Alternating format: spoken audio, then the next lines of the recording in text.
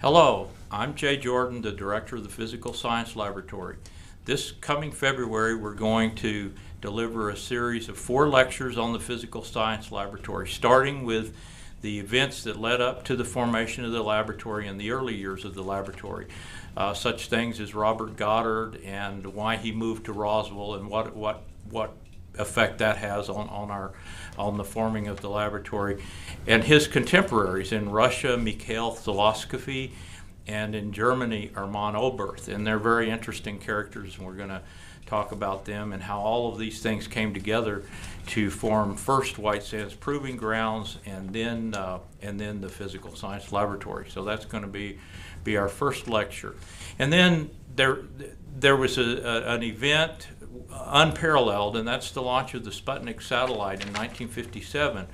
That led to a whole sequence of events which ultimately resulted in NASA and the space race and the space age and the Physical Science Laboratory's involvement in that. And there are a lot of interesting, nice stories to be told in there. Then we're going to talk at the Columbia Scientific Balloon Facility.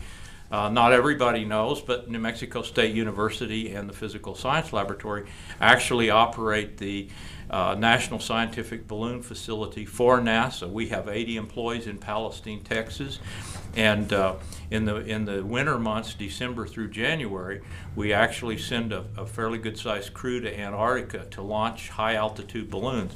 The biggest one, the envelope would hold the New Orleans Superdome, and the payload for that balloon was 8,000 pounds. That's a pretty good-sized truck.